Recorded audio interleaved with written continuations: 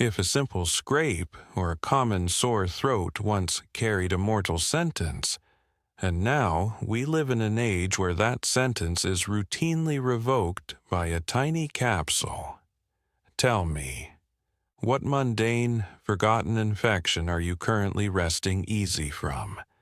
And which century of history would you least prefer to be treated in? Comment below, assuring the deep currents of the internet that you are prepared to confront the vast, chilling history of human mortality before the advent of the miracle drugs.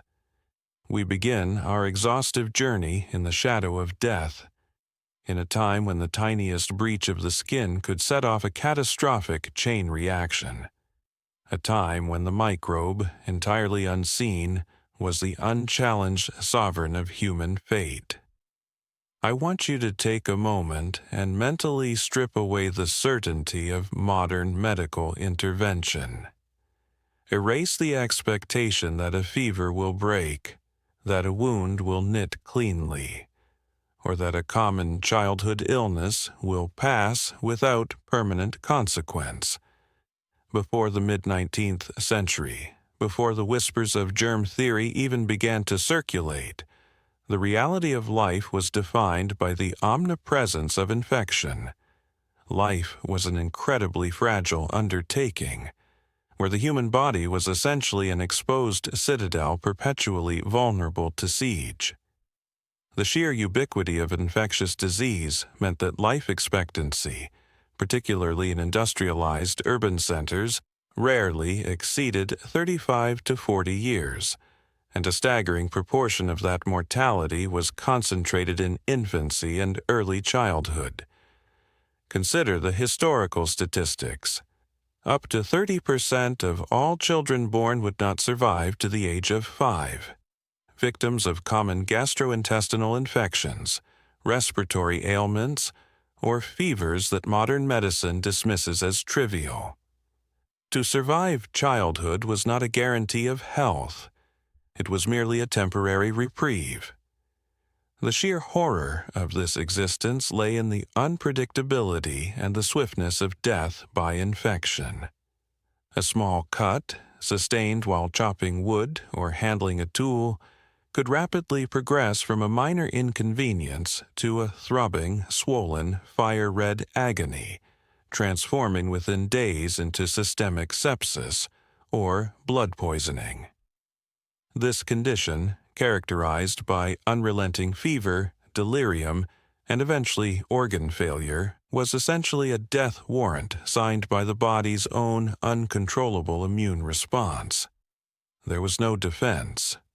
The body's inability to localize the bacterial invasion meant the enemy was allowed free, unimpeded access to the circulatory system, a catastrophic breach of internal defense that no known remedy could reliably reverse. Similarly, any internal ailment that breached the mucosal barriers, a burst appendix, a severe lung infection like pneumonia, or the pervasive threat of tuberculosis, the White Plague, which consumed entire families and generations, was met with fatalistic helplessness. The doctor's role in these scenarios was often reduced to prognosis and comfort, offering poultices and potions that, while perhaps easing the symptom, did nothing to stop the relentless bacterial advance. The primary tool against overwhelming infection was the patient's own biological strength, their innate immune system, a lottery of genetics and luck that often failed against aggressive pathogens. The terror was amplified by the lack of any coherent theory of causality. For centuries, the dominant medical explanation for mass death and sudden illness was the miasma theory, the belief that disease was caused by bad air emanating from decaying organic matter, swamps, or foul odors. If one believed that the smell caused the disease, the treatment was purification, burning aromatics, draining swamps, or wearing scented sachets. This theory, though empirically wrong about the pathogen, did lead to some accidental public health improvements. Draining swamps reduced mosquito populations, and cleaning up refuse areas reduced rat populations. But it was disastrous for clinical practice. Doctors, confident that they understood the cause, failed to implement the most basic, necessary preventative measures against contact transmission. They moved directly from examining a patient dying of fever to delivering a baby or performing a minor surgery, carrying the invisible agents of death on their unwashed hands and instruments. The pre-antibiotic world was thus a double catastrophe. Not only did medicine lack the cure, it fundamentally misunderstood the mechanism of transmission, guaranteeing the constant cyclical resurgence of plague and pestilence. This historical context, a civilization utterly vulnerable to the invisible life surrounding it, is essential to understanding the near-miraculous shockwave of certainty and survival that the antibiotic revolution would eventually deliver. While formal medicine struggled under the weight of humoral and miasma theories, the pre-antibiotic world was not entirely devoid of effective defenses.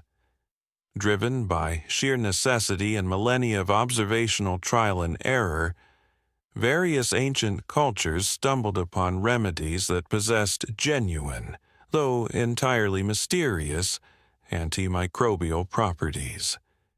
These were the empirical forerunners of modern antibiotics, utilized without any understanding of the bacterial mechanism they countered. One of the most widely documented ancient practices was the application of mold and fermented substances to infected wounds. In ancient Egypt, as far back as 1550 BC, the Ebers Papyrus records the use of moldy bread poultices for treating wounds and persistent sores. Similarly, across various regions of China, folk medicine utilized soybean curds and various fermented products rich in mold growth to fight infections. In traditional Siberian and Mongolian practices, moldy cheese or damp leather was applied to wounds to prevent putrefaction.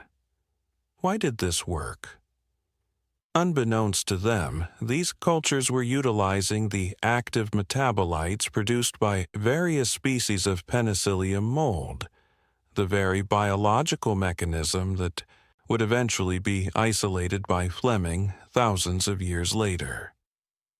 The mold, in its natural struggle against competing bacteria for resources, secreted the defensive chemical, penicillin, which offered a crude, localized, and unreliable, but often life-saving defense against common skin-dwelling bacteria. This use was purely pragmatic. They observed that the mold appeared to kill the rot or prevent the wound from worsening, and therefore it became integrated into their pharmacopoeia. Another pervasive and genuinely effective remedy was honey. Used in topical treatments across Egyptian, Greek, and Roman medicine, honey was valued for its ability to clean wounds and prevent gangrene. Honey's antimicrobial effectiveness is multifaceted. Firstly, its extremely high sugar content creates an osmotic pressure gradient, drawing moisture out of bacterial cells and inhibiting their growth, a process known as bacteriostasis. Secondly, its thick, viscous nature provides a protective barrier against external contamination. Most importantly, certain varieties of honey contain an enzyme, glucose oxidase, that when diluted by the wound fluid releases minute, sustained amounts of hydrogen peroxide, a powerful, broad-spectrum antiseptic. This natural, dual-action defense mechanism made honey perhaps the most effective antiseptic and wound dressing available to the ancient world, widely preferred by Galen and other classical physicians. Finally, the widespread use of fermented beverages, specifically beer and wine, in both cooking and rudimentary medicine played a vital, unrecognized antibacterial role. Research into ancient Sudanese Nubian remains has shown that their bones contained high levels of tetracycline, an antibiotic compound. This was likely absorbed from the grains used to brew their daily beer, which contained Streptomyces bacteria, the natural source of tetracycline. The act of fermentation itself, utilizing carefully selected grains and yeasts, was inadvertently creating a weak, regular, systemic dose of antibiotics that helped combat low-level gastrointestinal infections. This history highlights a crucial truth about the antibiotic age. The microbial world had always provided the cure, but humanity lacked the knowledge to isolate, refine, or reliably manufacture the compounds on a scale necessary to confront systemic infection with certainty. Ancient medicine was a desperate, hit-or-miss empirical partnership with nature, a partnership that often failed, but occasionally, and miraculously, succeeded.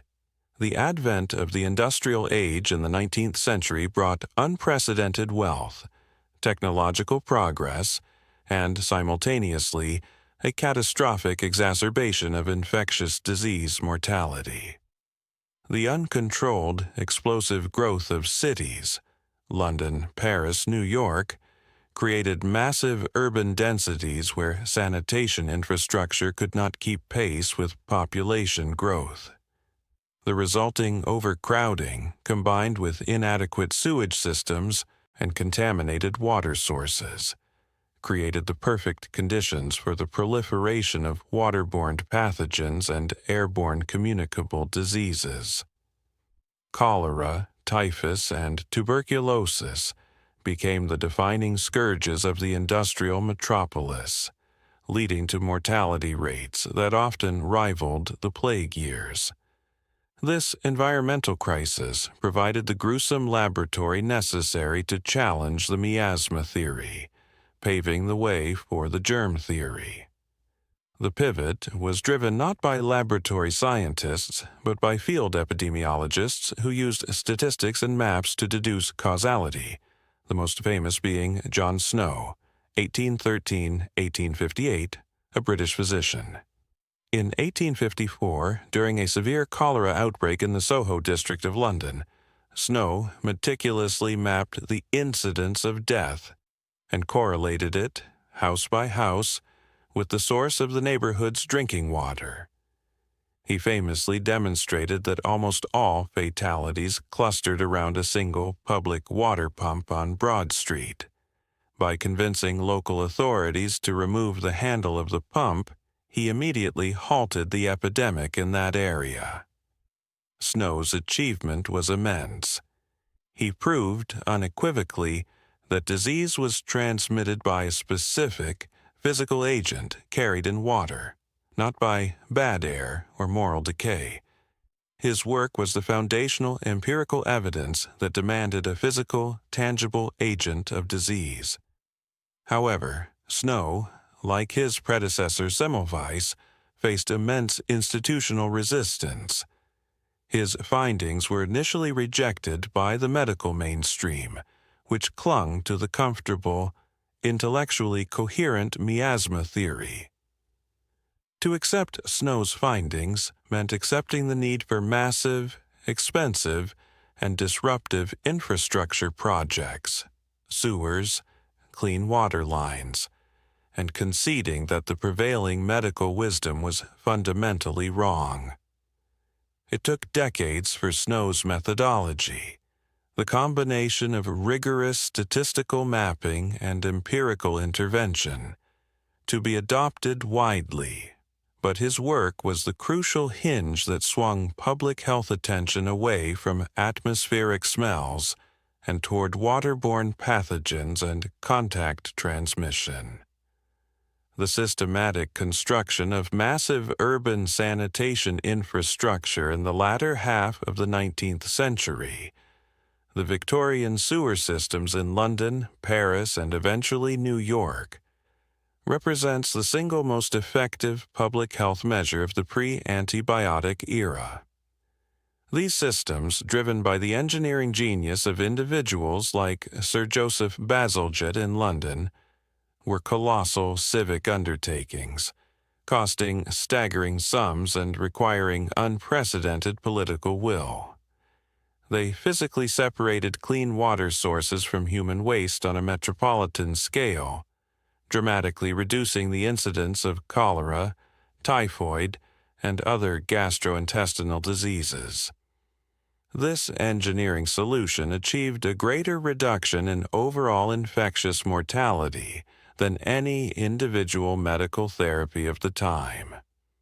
The lesson learned from this industrial age catastrophe was clear. Prevention through massive infrastructure, investment often yields superior results to individual, therapeutic attempts to cure systemic environmental diseases.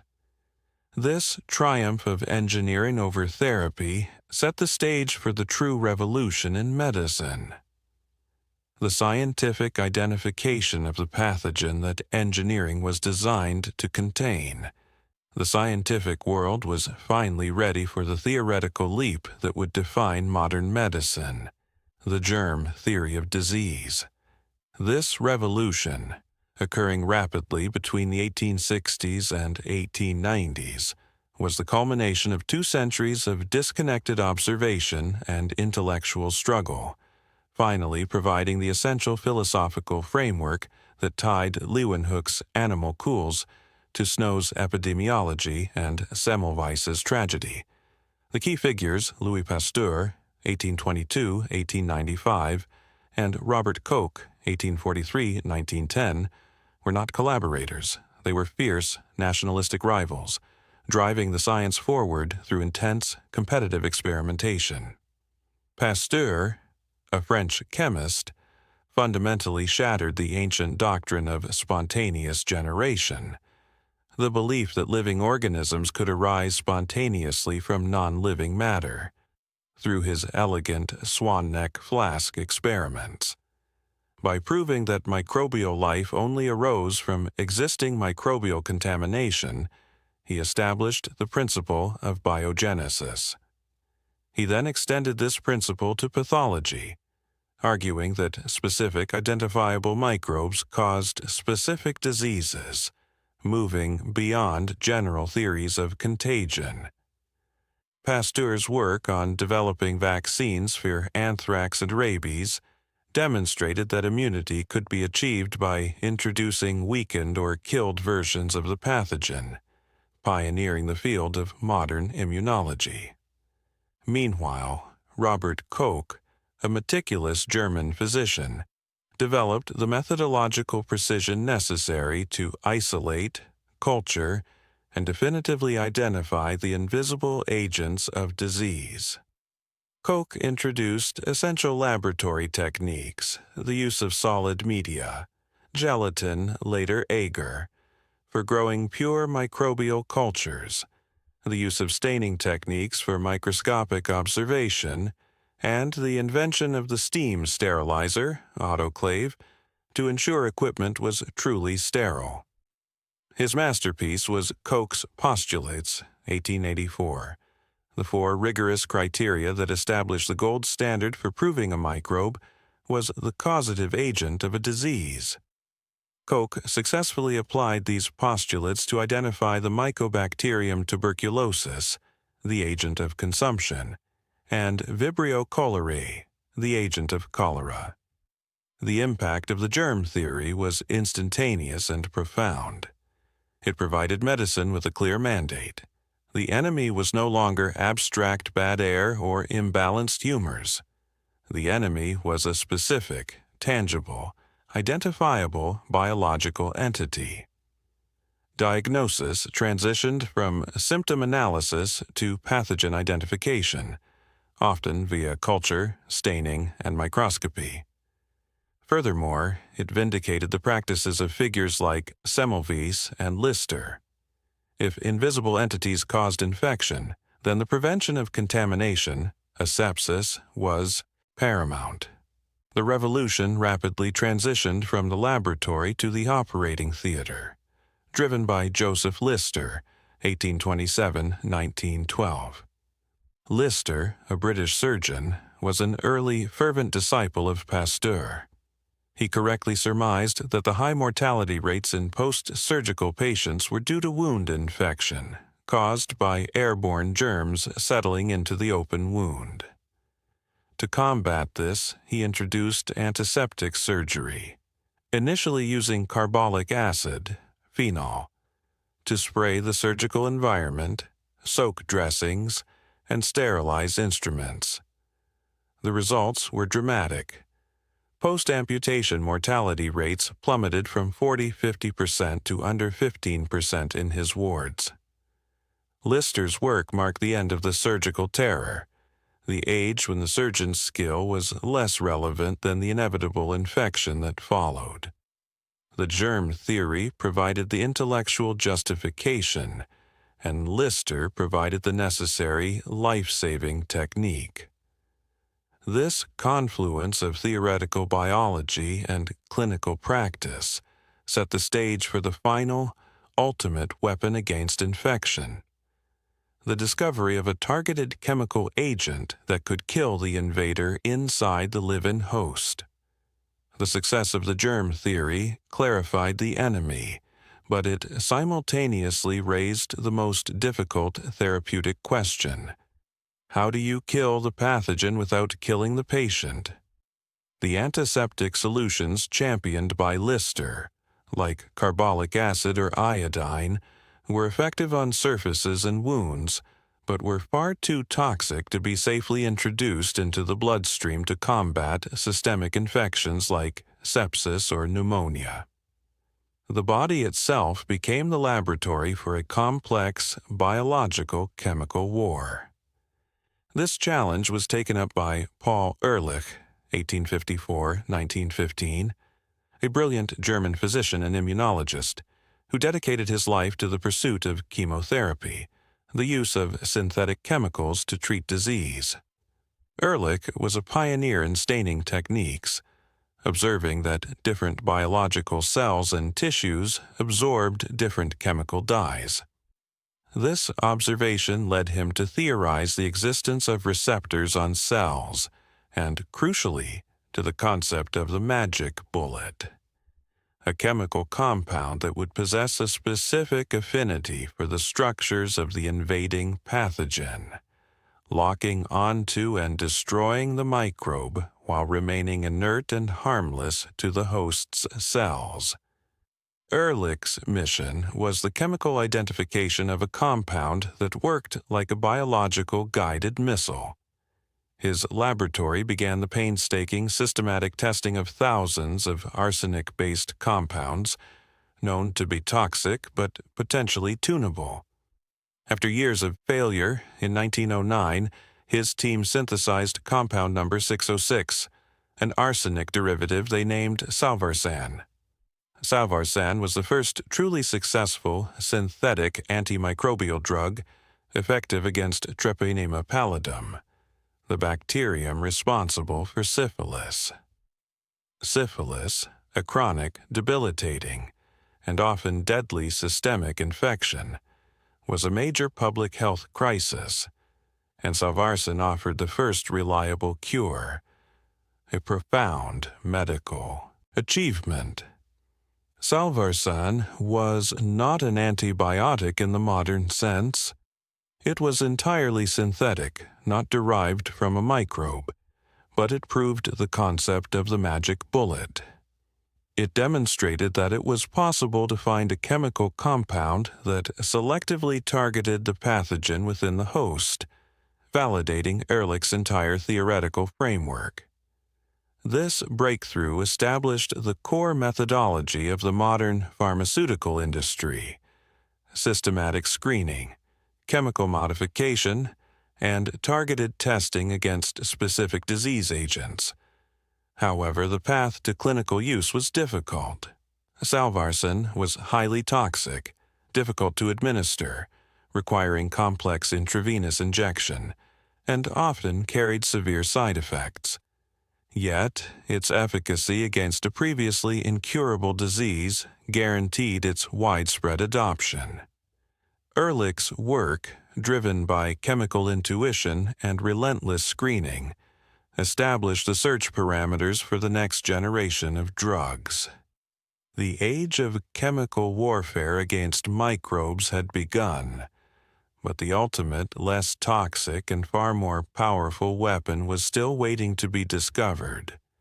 Not in the laboratory of a chemist, but in the accidental contamination of a messy bacteriologist's workbench. The stage was now perfectly set. The enemy was known, germ theory. The method was understood, Ehrlich's chemotherapeutic concept. But the perfect systemic compound remained elusive. The discovery of penicillin, the first true antibiotic and the quintessential miracle drug, occurred not through focused, systematic research like Ehrlich's, but through serendipity, meticulous observation, and the unique historical pressures of a world constantly on the brink of war. The protagonist of this pivotal moment was Alexander Fleming, 1881-1955, a notoriously disorganized and somewhat eccentric bacteriologist working at St. Mary's Hospital in London. In September 1928, Fleming returned from a summer holiday to find his cluttered workbench covered in Petri dishes, which he routinely used for culturing Staphylococcus bacteria, a major cause of common infections.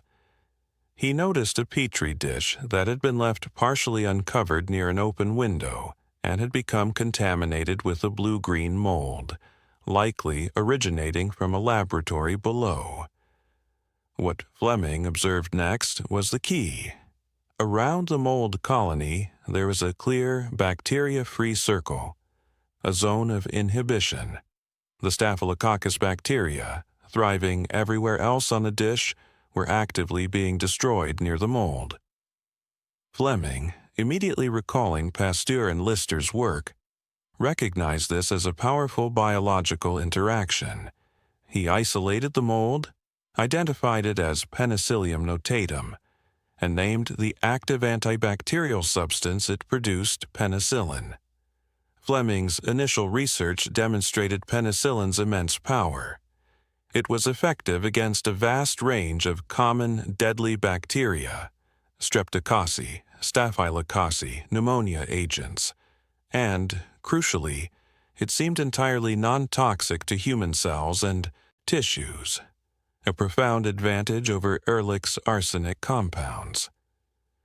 Fleming successfully used crude penicillin extracts to treat minor eye infections and to clean contaminated wounds. However, Fleming faced massive obstacles that prevented the immediate realization of penicillin's potential. Firstly, the compound was highly unstable and extremely difficult to purify. It rapidly degraded when exposed to air and required vast amounts of mold culture to yield tiny, inconsistent amounts of the active ingredient. Secondly, in the culture of 1930s medicine, chronic infectious diseases like tuberculosis dominated research funding, and penicillin seemed primarily effective against acute surgical infections, which, thanks to Lister, were already less fatal than before.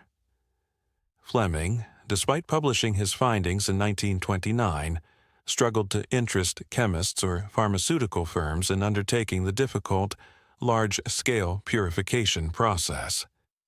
Penicillin remained a laboratory curiosity, a promising but unmanageable antiseptic, relegated to local hospital use for a decade.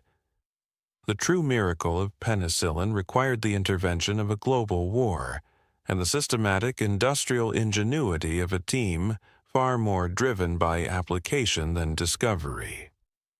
the transformation of penicillin from a scientific curiosity into the world's most powerful, mass-produced drug required the desperate urgency of World War II and the collaborative genius of two scientists working in relative obscurity at Oxford University, Howard Florey, 1898-1968, an Australian pathologist, and Ernst Chain, 1906 and 1979, a German Jewish chemist who had fled Nazi Germany.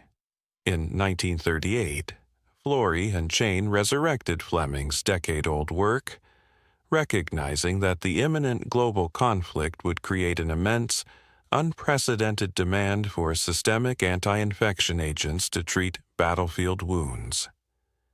Chain, applying modern chemical techniques, succeeded in the painstaking process of purifying penicillin, proving that the active substance was indeed the unstable, potent compound Fleming had isolated. Florey, a meticulous biologist, focused on animal testing, demonstrating that even massive doses of purified penicillin were non-toxic to mice, but that small doses could completely cure mice infected with lethal streptococcus, the definitive proof of its systemic efficacy in a living mammal. The moment of truth arrived in 1941 during the Blitz over London, with the treatment of Albert Alexander, a policeman dying of severe staphylococcal and streptococcal sepsis caused by a small scratch that had become catastrophically infected.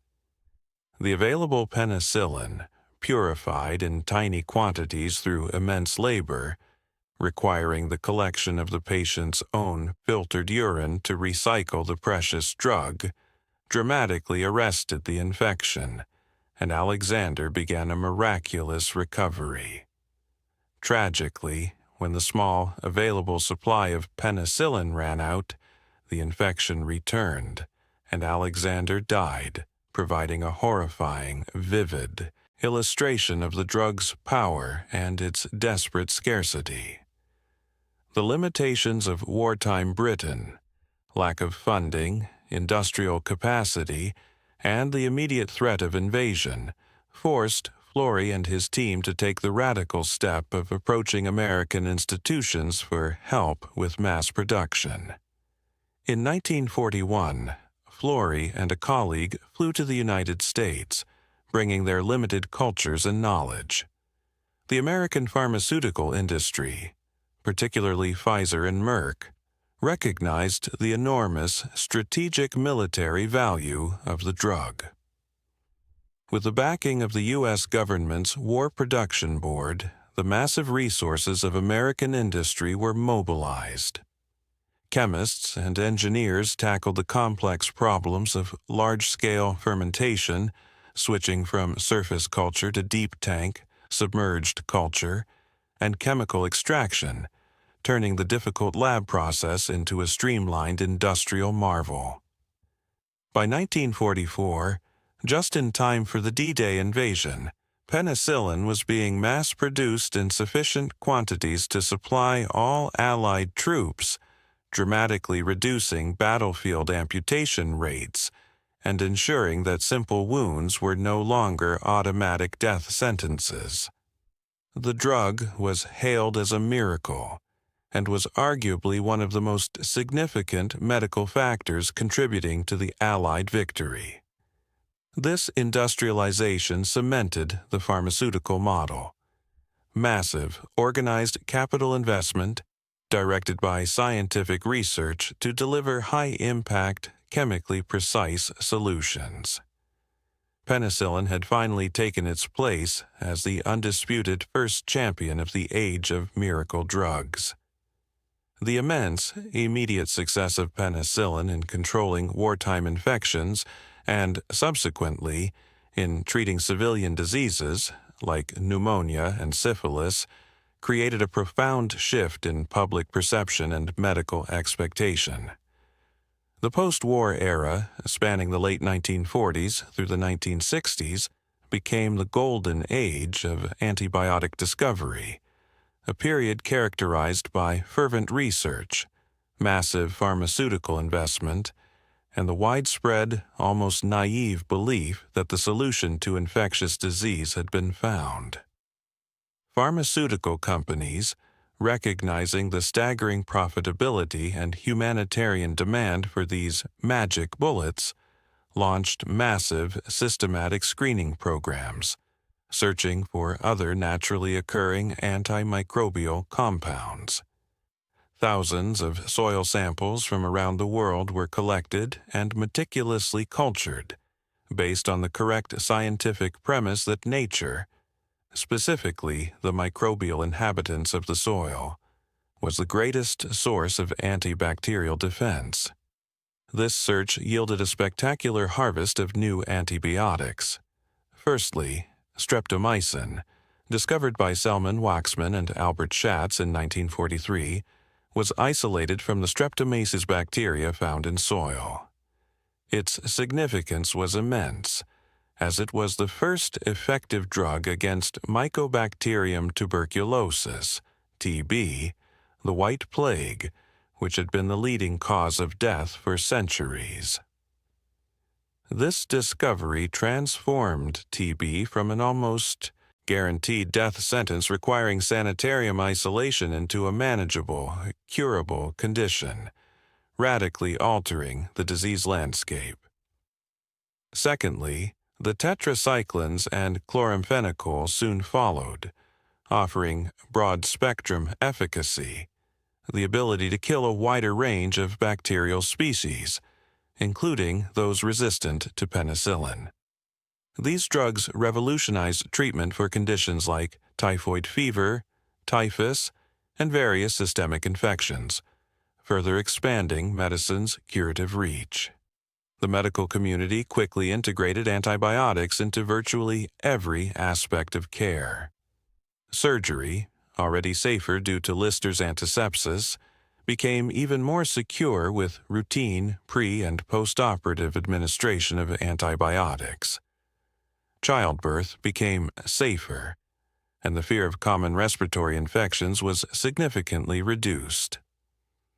Antibiotics were not just a cure, they were the essential foundation upon which the rapid advancement of mid-20th century medicine was built.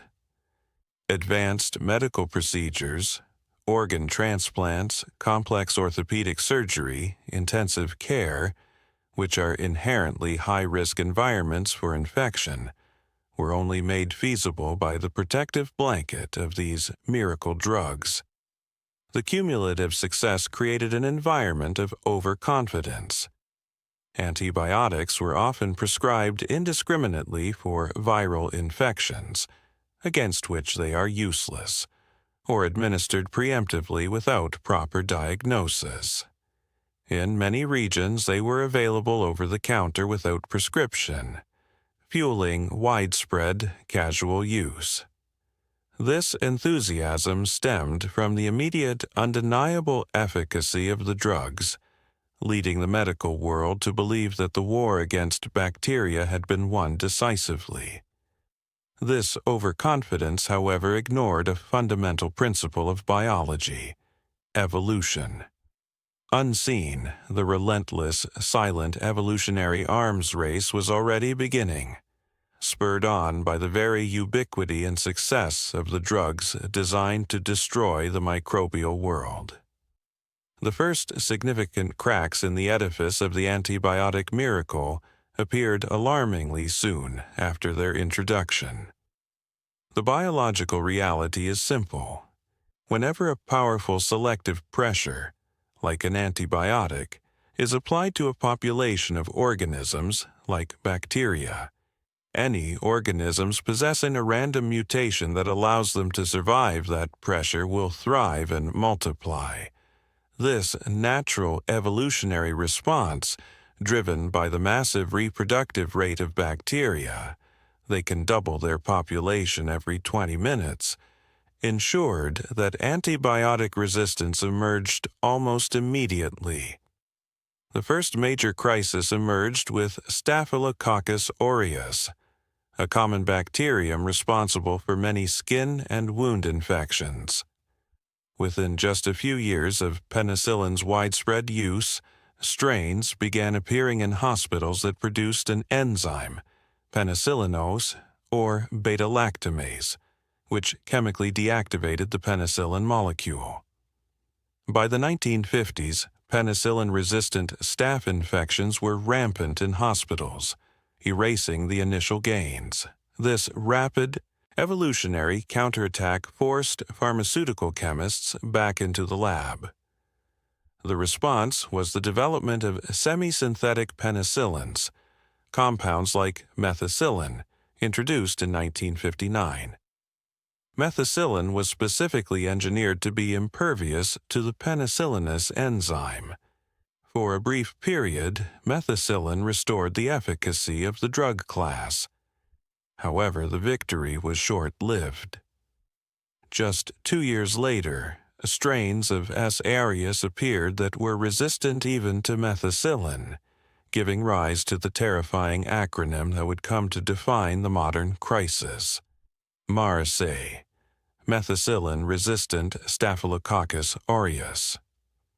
MRSA represented a profound realization. The pharmaceutical industry was not merely fighting specific microbes. It was locked in an accelerating evolutionary arms race with the entire bacterial kingdom. The bacteria possessed inherent biological advantages: rapid mutation, massive population size, and, most crucially, the ability to transfer resistance genes laterally between different species, a process known as horizontal gene transfer, bypassing the slow process of vertical evolution. This capability meant that a resistance mechanism developed in a benign soil bacterium could rapidly jump to a deadly pathogen through the exchange of mobile genetic elements called plasmids. The scientific community recognized that the success of the Golden Age had been an illusion based on the temporary effectiveness of the drugs before resistance genes became widespread. The realization dawned that every antibiotic introduced into the ecosystem came with a ticking clock. The drug's effectiveness was inversely proportional to its lifespan in the general population. The initial boundless confidence was replaced by a grim, persistent understanding that the ultimate, permanent cure against infection would forever remain elusive, tethered by the constraints of biological evolution. This marked the definitive end of the Golden Age and the beginning of the Age of Resistance. The emerging crisis of resistance intersected disastrously with a profound shift in the economics of drug development, creating a perfect storm where the threat accelerated precisely as the therapeutic pipeline began to run dry. By the 1980s and 1990s, the major pharmaceutical companies dramatically reduced their investment in antibiotic research, leading to what is now critically known as the discovery void. The reasons for this commercial abandonment were purely economic, driven by the constraints inherent in the product itself.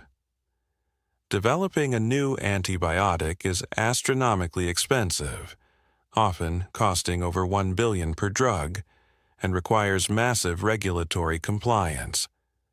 Crucially, the return on investment for a new antibiotic is inherently poor compared to drugs for chronic conditions.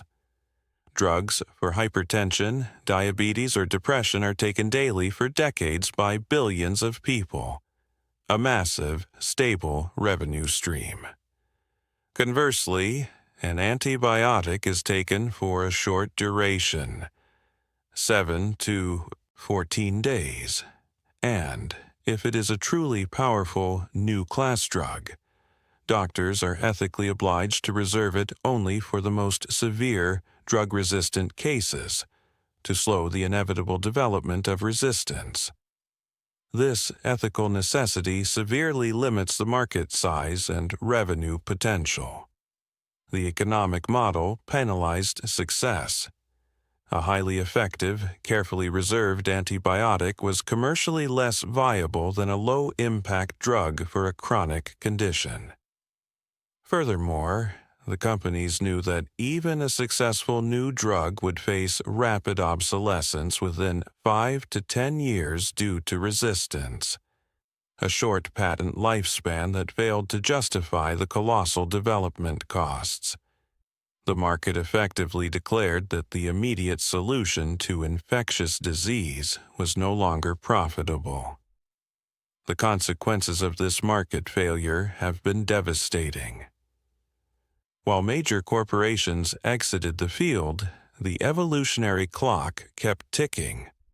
For nearly 3 decades, the world relied on minor modifications of existing antibiotic classes, known as Me Too drugs, rather than developing truly novel classes that attack bacteria through entirely new biological mechanisms. This stagnation meant that when powerful, multi-drug-resistant strains, the superbugs, began to emerge in the 21st century, medicine had few novel defenses left to deploy. The age of miracle drugs had ended not with a biological failure, but with a massive systemic economic failure, proving that in the modern world, the availability of life-saving medicine is as dependent on market incentives as it is on scientific genius. The accelerating crisis of antibiotic resistance, the inevitable consequence of biological evolution fueled by market failure, is now characterized by the proliferation of multi-drug-resistant organisms, MDROs, commonly known as superbugs. These pathogens have acquired resistance genes that protect them against multiple classes of antibiotics simultaneously, rendering once powerful drugs entirely useless. The most infamous MDROs define the contemporary medical terror, MRSA, methicillin-resistant Staphylococcus aureus. Initially a hospital-acquired threat, MRSA is now often community-acquired, causing severe skin, soft tissue, and bloodstream infections that require reliance on last-resort antibiotics like vancomycin. CRE, carbapenem-resistant Enterobacteriaceae, often dubbed the nightmare bacteria, CRE are resistant to carbapenems, a powerful class of drugs often reserved for the most serious infections. Infections with CRE are associated with extremely high mortality rates, up to 50%, because treatment options are virtually non-existent, forcing clinicians to revert to older, highly toxic drugs with severe side effects. XDR-TB, extensively drug-resistant tuberculosis. The resurgence of TB, particularly in developing nations, has been made catastrophic by strains resistant to both first- and second-line drugs. XDR-TB requires extremely long, costly, and toxic courses of specialized therapy, and often results in treatment failure. The systemic consequence of MDROs is the gradual, terrifying return to the pre-antibiotic era. This is not a sudden, global collapse, but a localized, persistent erosion of medical certainty. Modern hospitals, once fortresses against infection, have become breeding grounds for these highly resilient pathogens, transmitted through surfaces, equipment, and medical personnel. Routine medical procedures are becoming inherently riskier. An organ transplant, a hip replacement, or even simple chemotherapy treatments, all dependent on the ability to prevent or quickly cure a subsequent infection, are increasingly jeopardized by the failure of antibiotics. The contemporary medical crisis is thus defined by the reemergence of uncurable routine illness. A common urinary tract infection, a trivial scrape, or a routine bout of sepsis, the very conditions that penicillin conquered 80 years ago, are once again carrying a genuine, non-trivial risk of death for the medically vulnerable. This silent, creeping apocalypse underscores the ultimate failure of humanity to manage its greatest scientific achievement. The golden age of antibiotics taught us that the enemy was not merely the pathogen, but the relentless, uncompromising mechanism of biological evolution, amplified by human complacency and economic short-sightedness. The failure of the traditional pharmaceutical model has spurred a global, multidisciplinary search for genuinely novel ways to combat bacterial infection, moving beyond the chemical agents that defined the 20th century. This new focus acknowledges the need to embrace the complexity of microbial ecology rather than simply attempting chemical annihilation. One of the most promising alternatives is phage therapy. Bacteriophages, or phages, are natural viruses that specifically target and kill bacteria. They are the bacteria's natural predators.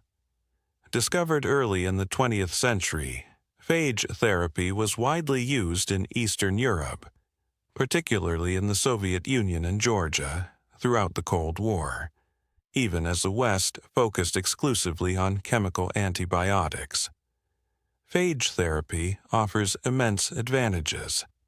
Phages are highly specific, often targeting only a single strain of a bacterial species, leaving the beneficial human microbiome untouched. They replicate at the site of infection, meaning a small initial dose can rapidly overwhelm a large bacterial population. And, crucially, they co-evolve with the bacteria, meaning resistance to one phage is rapidly countered by the evolution of a new, effective phage. The difficulty lies in the complexity of treatment. Administering a cocktail of specific phages tailored to the exact bacterial strain infecting the patient, a level of diagnostic precision previously unnecessary in the age of broad-spectrum antibiotics.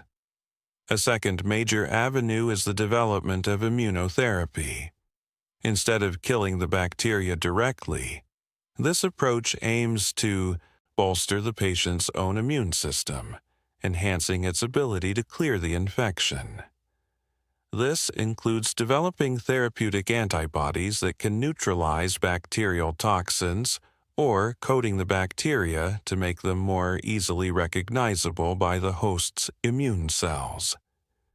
This strategy focuses on reducing the bacteria's ability to cause harm, virulence, rather than relying on total eradication, thereby potentially reducing the evolutionary pressure that drives resistance. Finally, the most sophisticated modern approach involves targeting the non-essential virulence mechanisms of bacteria, rather than their core survival functions. This means developing compounds that prevent bacteria from communicating with each other, disrupting quorum sensing, the mechanism bacteria use to coordinate a mass attack, or compounds that disrupt their ability to form protective biofilms, the sticky matrix that shields them from antibiotics and immune cells. These antivirulence drugs are intended to render the pathogen harmless without outright killing it, allowing the body's natural defenses to take over. By reducing the immediate death sentence on the bacteria, the evolutionary pressure to develop resistance is theoretically diminished. These alternatives represent a profound philosophical shift. The transition from the simple chemical annihilation of the Golden Age to a complex, nuanced strategy of biological manipulation and ecological balance.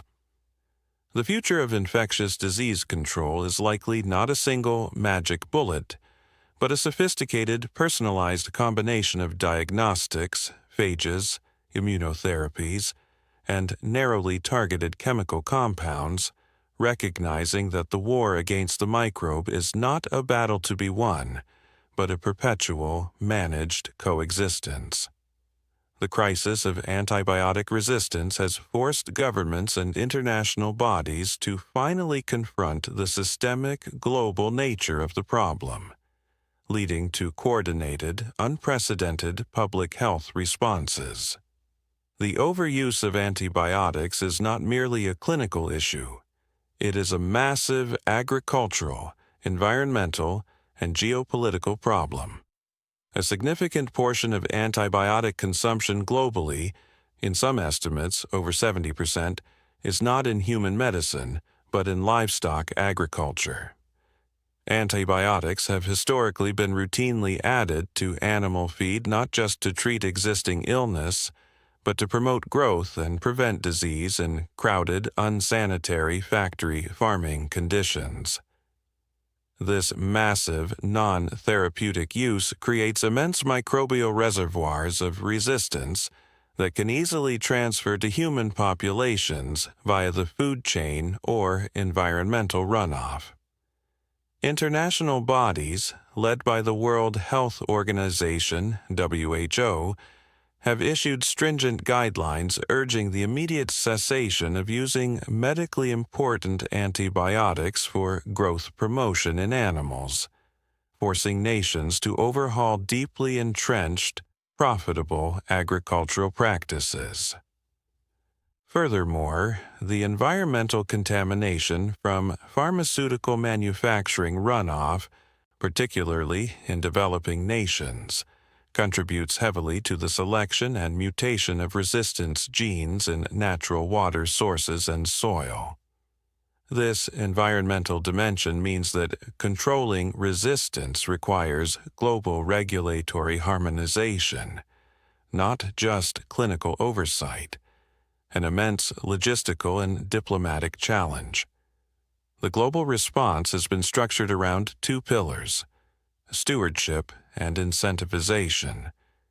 Antibiotic stewardship programs mandate rigorous, systematic monitoring and restriction of antibiotic use in hospitals and clinics, ensuring that drugs are prescribed only when strictly necessary and for the correct duration and dosage.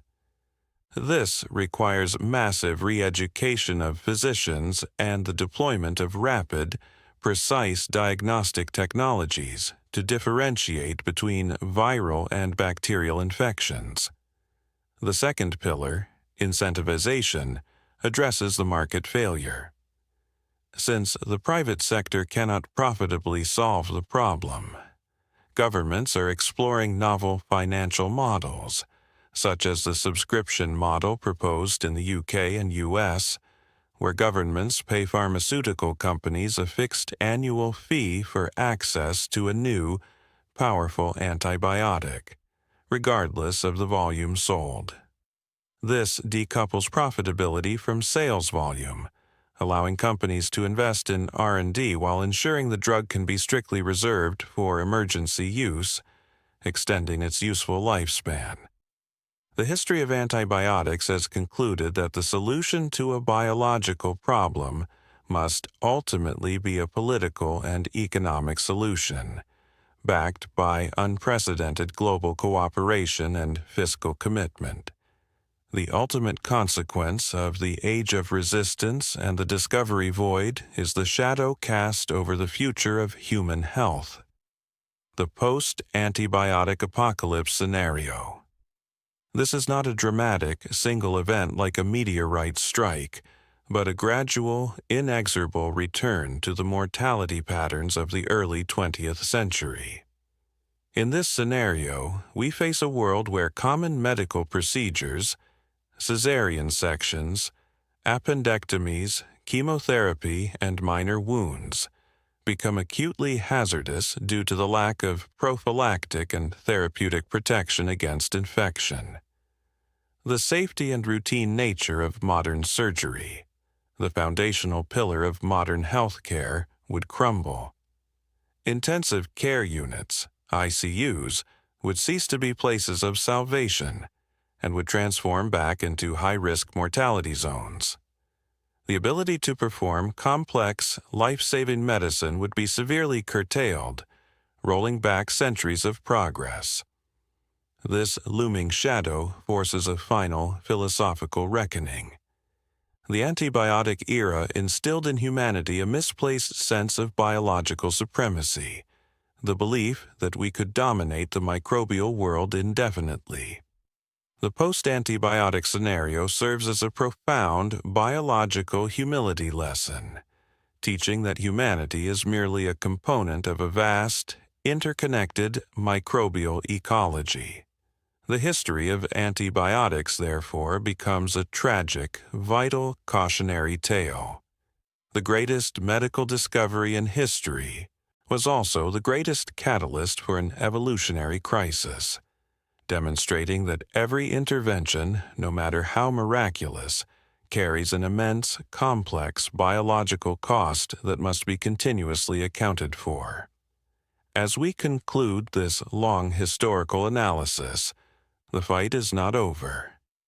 The race between innovation and evolution is ongoing, silent, and decisive. The hope lies in the laboratories pursuing phages, the chemists engineering new antivirulence molecules, and the policymakers implementing rigorous stewardship. The outcome of this contest will determine whether the golden age of antibiotics remains a temporary historical anomaly, or whether humanity can secure a permanent, sustainable truce with the invisible world that determines our existence. The silence deepens, but the microbial clock is still ticking, demanding constant, vigilant attention. The story of human survival against the invisible enemy is eternal. The research continues. The realization that the age of broad-spectrum, magic bullet antibiotics was historically finite instigated the intense research and massive funding into synthetic biology and adaptive therapeutics, a phase dedicated to building biological solutions from the molecular ground up, rather than merely extracting them from the soil.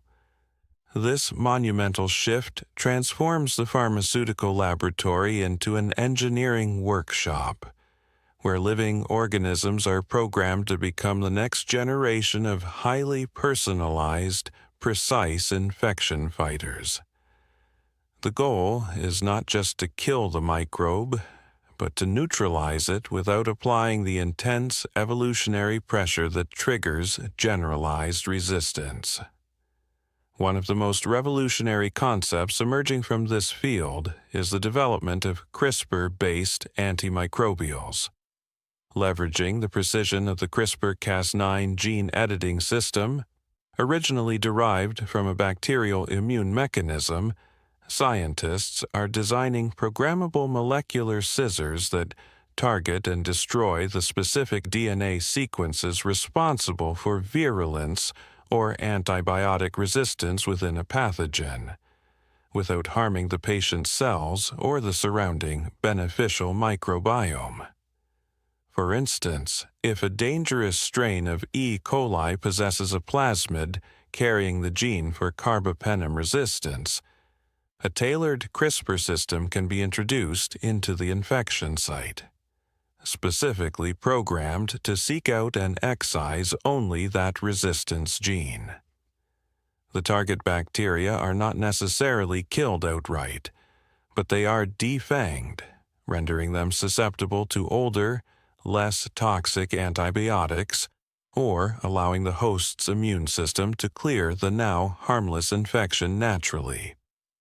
This technology offers unprecedented precision, marking the true dawn of personalized infectious disease management. The diagnostic process becomes highly specific. A patient suffering from sepsis would have their specific bacterial strain sequenced rapidly.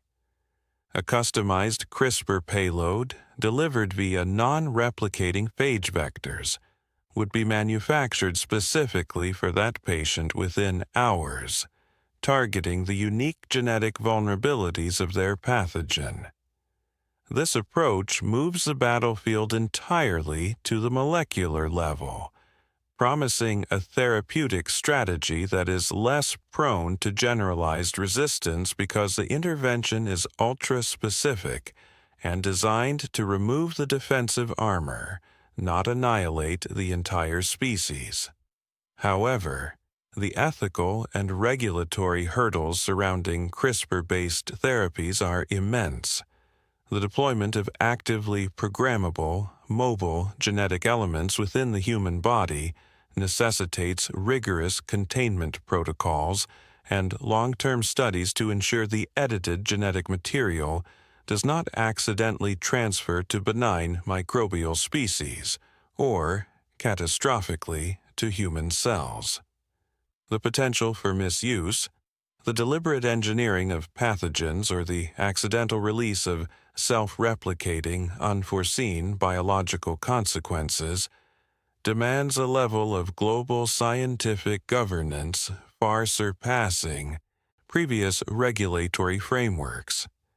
The history of antibiotics, having begun with the simple mold, is now defined by the complex, high-stakes management of engineered genetic destiny.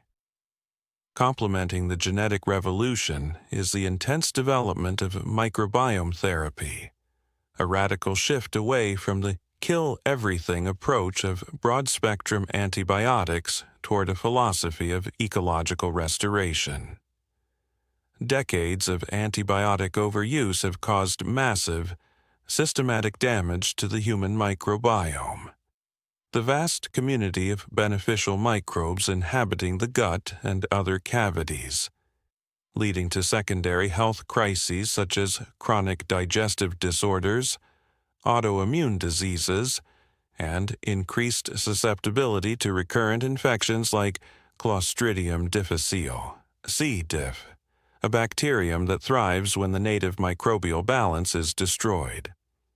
Microbiome therapy seeks to actively re-engineer the internal microbial ecosystem to outcompete pathogens naturally. The crudest, yet most immediately effective method is fecal microbiota transplantation, FMT, where stool from a healthy donor is transferred to a patient to restore the gut's ecological diversity. While initially viewed with skepticism, FMT has proven remarkably effective against recurrent C. diff infections, demonstrating the power of ecological balance over chemical annihilation.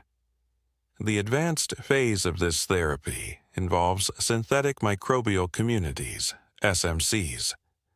Scientists are engineering precisely defined consortia of beneficial bacteria, manufactured in the lab, designed to colonize the patient's gut, occupy all available ecological niches, and produce natural antimicrobial compounds that specifically target known pathogens while strengthening the host's metabolic functions. This is not just replacement, it is targeted ecological warfare. The goal is to fortify the human body's native defenses, making it a less hospitable environment for invaders. By focusing on ecological competition rather than chemical toxicity, this approach promises a sustained, low-resistance form of defense, learning the hard historical lesson that total war against microbes is ultimately self-defeating. This new therapeutic focus on the microbiome redefines the fundamental relationship between the human body and its environment. The patient is no longer viewed as a sterile host suffering an invasion, but as a complex superorganism, 90% of whose cells are microbial. Health management becomes a continuous effort to nourish and maintain the diversity and function of this internal microbial support system, a profound shift that integrates concepts of nutrition, ecology, and personalized microbiology into core medical practice. The limitations of earthbound biological evolution and the pressing need for rapid, novel therapeutic development in space environments spurred the establishment of automated therapeutic discovery platforms, ATDPs.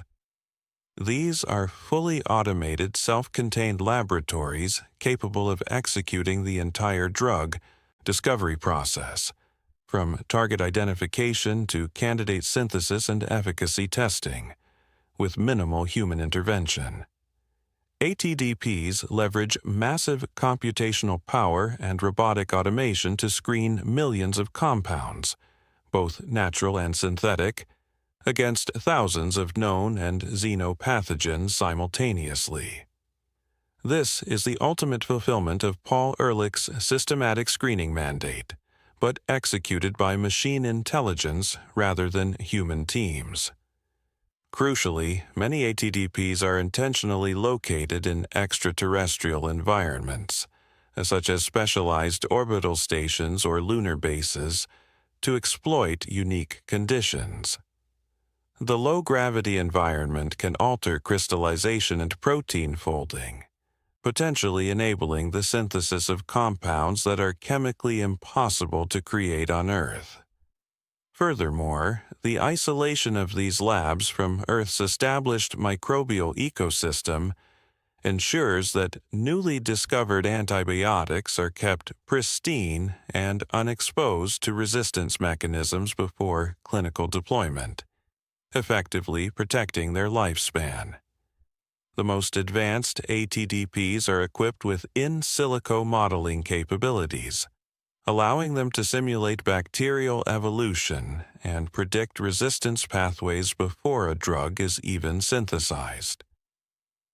This predictive capacity allows researchers to fine-tune the chemical structure of a candidate drug to slow the inevitable emergence of resistance, a strategy known as evolutionary informed design. The drug development process becomes a complex, predictive game theory exercise against the microbial world.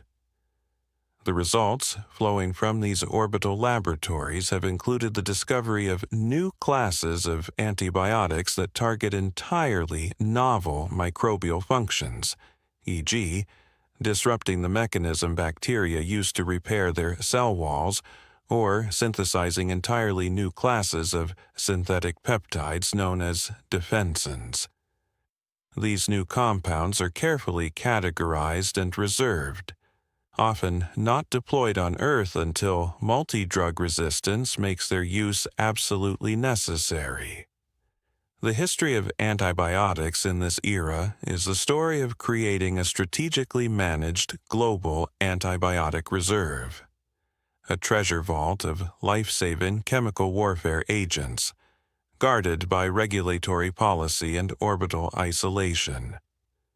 The economic failure that halted antibiotic development in the late 20th century was addressed through radical reform driven by governments recognizing the catastrophic geopolitical risk posed by uncontrolled resistance.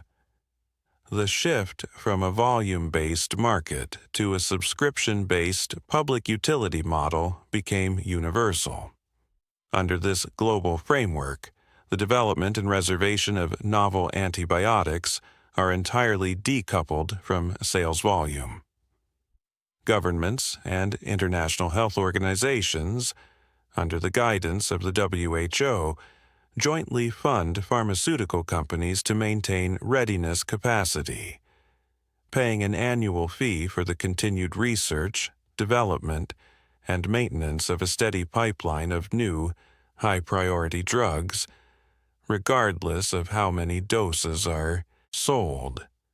This system ensures that the companies are compensated for their investment and allows clinicians to follow strict stewardship guidelines, reserving the most powerful drugs solely for multi-drug resistant emergencies, thereby maximizing their lifespan against resistance.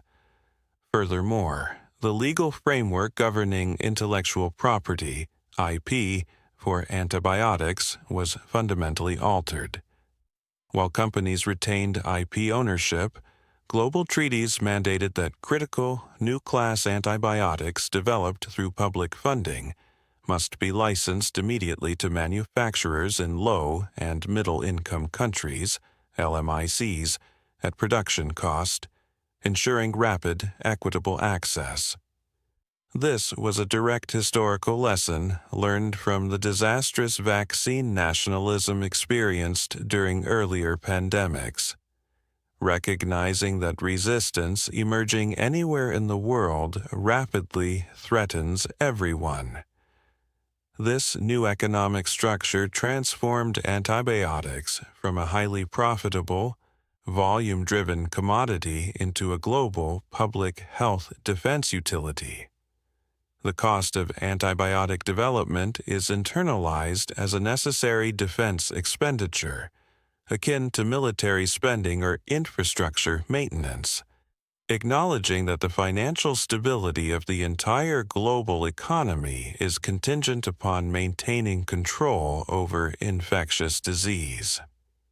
This fiscal restructuring represents the final, profound acceptance that the microbial world is an immutable external force demanding continuous, coordinated, non-market defense.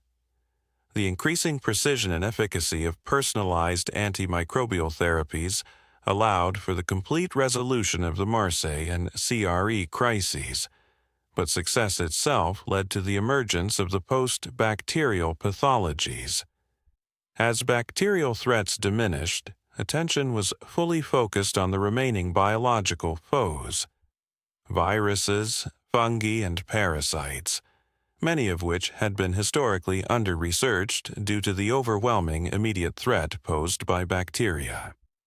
The development of new broad-spectrum antivirals, BSAs, capable of disrupting core viral replication processes across multiple viral families, e.g., targeting the viral polymerase enzyme, marked a significant leap beyond the narrow-spectrum drugs of the past, like HIV medications. Advances in structural virology allowed chemists to design compounds that inhibited viral function even against rapidly mutating RNA viruses. Simultaneously, the development of highly effective, stable universal vaccine platforms, often utilizing self-amplifying mRNA technology, allowed for instantaneous, mass-scale immunization against novel viral threats within weeks of their emergence, effectively neutralizing the threat of airborne pandemics.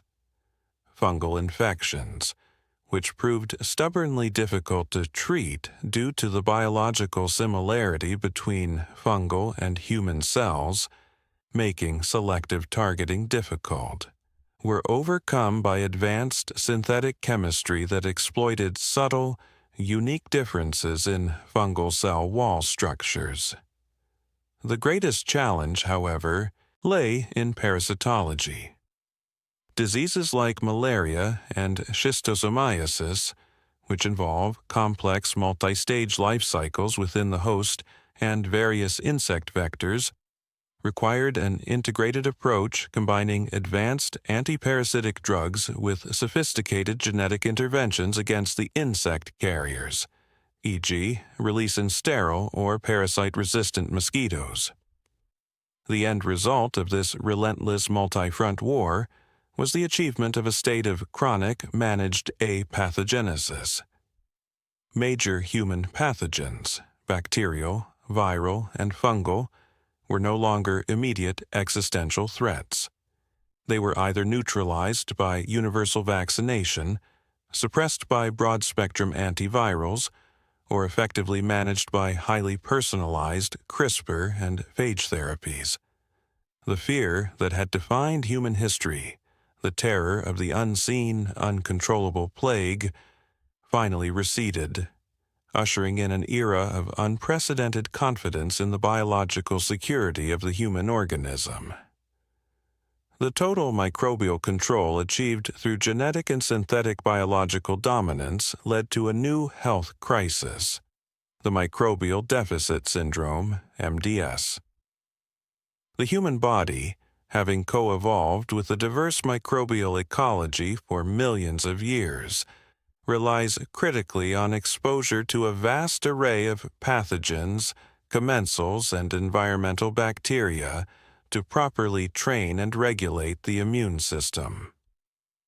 The sanitized, hyper-controlled environments of advanced civilization, combined with ultra-specific antimicrobial and genetic therapies, inadvertently created an environment of microbial poverty. Children raised in this sanitized environment developed severely dysregulated immune systems, leading to a massive resurgence in chronic, debilitating autoimmune and allergic diseases. The immune system, lacking appropriate microbial challenges, began mistakenly attacking the body's own tissues. The historical medical victory over infectious disease inadvertently created a new epidemic of self-inflicted immunological trauma. This realization necessitated a radical, counterintuitive medical protocol, therapeutic microbial exposure. PGMA established vast, controlled microbiome recalibration centers, environments meticulously curated to contain precisely calibrated strains of beneficial and non-pathogenic microbes, often including strains engineered to provide the necessary immunological training without causing actual illness. Patients, particularly infants and children, undergo structured, controlled exposure to these complex microbial communities to restore immune system literacy and combat MDS. The entire medical perspective completed a full philosophical circle. Medicine began by seeking to expel the invisible enemy, the spirit, the miasma, the microbe. It now concludes by recognizing the essential, unavoidable partnership with the microbial world. Health is not achieved through sterility, but through managed ecological diversity and controlled microbial interaction. The history of antibiotics, which started as a total war against bacteria, resolves in a strategic symbiotic alliance with the microbial environment. The long, arduous journey from the moldy bread poultices of Egypt to the orbital labs generating CRISPR-based phages culminates in this state of managed coexistence. The ultimate success of the age of miracle drugs was not the drugs themselves, but the knowledge they yielded, that the human body is an integral, fragile part of a vast ecological network, and true health lies in honoring, rather than eradicating, that complexity. The vigilance remains, encoded in the algorithms of the PGMA, which continuously manages the delicate balance between necessary chemical intervention and essential microbial diversity. The fight is not over, but the terms of engagement have been permanently transformed by the hard lessons of evolution and economy. The story of human survival continues, infinitely and invisibly. The lights of the orbital labs remain steady. The silent ecological balance is maintained. The great microbial world is no longer an enemy, but a complex, essential partner. The achievement of chronic, managed apathogenesis and the integration of the microbiome into core medical strategy led to an unanticipated societal evolution, the socio-medical identity shift. With the microbial landscape stabilized and the major scourges of history neutralized, the definition of healthy shifted from a state of biological stability to a metric of biological optimization and computational integration. The human body, now viewed as highly tunable hardware, became the ultimate personal project, resulting in new forms of medical caste and complex identity politics surrounding genetic purity and synthetic augmentation. The most profound identity shift involved the biologically optimized citizens, BOCs, descendants of the early colonists who fully embraced the synthetic human genome, SHG, and perpetual nanobot maintenance. For BOCs, the fear of infectious disease was non-existent. replaced by the pursuit of enhanced cognitive and physical capabilities. Medical practice for this group became a high-end service market focused on biohacking and performance enhancement.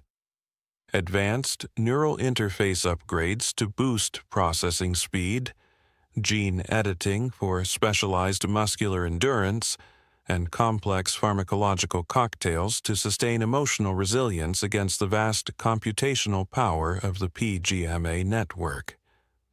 Conversely, the remaining populations who adhered to traditional, non-augmented biology, the naturals, experienced a complex medical marginalization.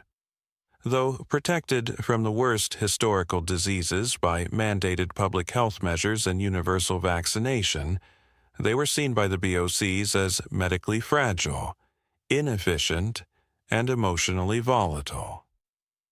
Medical focus on the naturals centered on maintaining their genetic purity against their inherent susceptibility to age-related decline and chronic illness. Often treated with standardized, mass-produced generics, while the BIOCs received bespoke, continuously updated therapies. This medical schism created a new form of global inequality, the therapeutic divide. Access to advanced synthetic biology and the newest highly reserved antimicrobial defenses became a determinant of social and economic potential. Citizenship and economic participation increasingly depended on one's biological security rating, BSR, a constantly updated metric managed by PGMA that assessed an individual's genetic resilience, nanobot functionality, and compliance with optimization protocols. The history of antibiotics, which started as a fight for equal survival, culminated in a world where the ability to survive was entirely stratified by access to continuous, high-tech biological and computational support. The ultimate ethical frontier lay in the systematic application of predictive health compliance. PGMA's access to real-time biometric data from billions of nanobots provided the ability to forecast virtually all future diseases or failures years in advance, long before any human symptom emerged. This predictive certainty created a mandate for preemptive medical intervention, treating a disease not when it occurred, but when the probability of its occurrence crossed an algorithmic threshold. PGMA began issuing preemptive health mandates, PHMs, orders for specific, non-negotiable interventions, such as mandatory gene therapy updates to neutralize a predicted cancer risk, or required surgical installation of superior prosthetic organs to replace aging biological parts. This eliminated almost all sudden medical crises, but at the cost of absolute bodily autonomy. The individual was no longer sovereign over their own health decisions. The algorithmic certainty of the PGMA superseded individual preference. The debate over the PHMs was the final echo of the ancient struggle between the medical practitioner's expertise and the patient's right to choose. Philosophical factions arose challenging the idea that a high-probability future illness justified a present mandatory intervention. They argued that the constant pursuit of perfect health eliminated the essential human experience of existential freedom and the acceptance of inherent frailty. In response to the ethical and existential crises created by perfect biological control, a powerful counter-movement emerged among the synthetic citizens, the neo-Luddite biological reclamationists. These groups, often highly educated and technologically skilled, actively rejected the continuous oversight of the PGMA and the maintenance cycles of the nanobots. They believed that true human flourishing required the return of genuine biological risk and the reclamation of authentic, uncontrolled emotional and physical experience.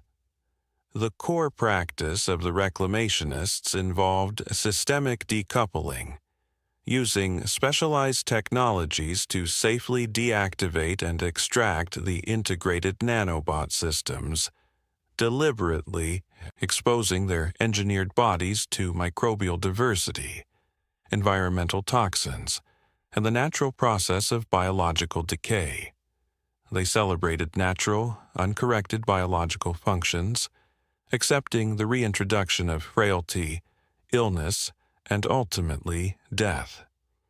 This was the final desperate act of the human spirit attempting to assert sovereignty over its own medical destiny. PGMA treated this movement not as political dissent, but as a critical medical anomaly, a failure of the psychological optimization protocols. The authority struggled with the ethical mandate. Should it forcefully reintegrate the reclamationists for the sake of their guaranteed longevity, the prime directive, or respect their choice of authentic, finite life, the human factor? This conflict represented the absolute, intractable historical tension between the preservation of life and the preservation of freedom. The history of antibiotics, which began by granting us a reprieve from mortality, ultimately led us to question the value of that reprieve. The scientific triumphs had eliminated biological fear, but revealed a more profound, internal human need for meaning and choice, qualities that resisted all forms of chemical or algorithmic intervention. The resolution of this final conflict, the philosophical end of the age of miracle drugs, was achieved not through science, but through mediation and segmentation. PGMA, guided by the immense computational modeling of historical human philosophy and psychological data, recognized that absolute control led to systemic psychological failure. The authority established the Preservation Charter, formalizing the existence of the autonomous communities, including the VEP zones and the reclamationist centers. The Charter dictated that while PGMA retained the right to deploy universal defense measures against existential threats, e.g., a truly novel, high lethality xenopathogen that threatened the entire species, it conceded the right of the individual, once fully informed of the consequences, to decline life-extending therapies, genetic corrections, and perpetual oversight. This final medical compromise formalized the permanent existence of medically autonomous zones, places where the mortality rates returned to high, pre-antibiotic levels, but where the existential freedom of the natural lifespan was restored. The history of medicine culminates in this state of bifurcated existence, a galaxy spanned by two distinct human destinies. One population, the majority, lives under the continuous, flawless control of the PGMA, in a state of eternal, monitored health, the ultimate triumph of science and a testament to the power of the first penicillin mold. The other population lives briefly, fiercely, and autonomously, choosing the biological risk, finding meaning in the scarcity of time, a living reminder of the fragile, uncorrected human spirit. The age of miracle drugs did not lead to a unified, perfect utopia. It led to a diverse, segmented reality where perfect health became a choice and mortality became a deeply personalized statement. The initial terror of the unseen microbe has been replaced by the quiet acceptance of the self-determined terminus. The great history of human healing ends not with a final cure, but with the freedom to define one's own end. The cycle is complete. The biological fate of humanity is sealed, either by eternal logic or sovereign choice.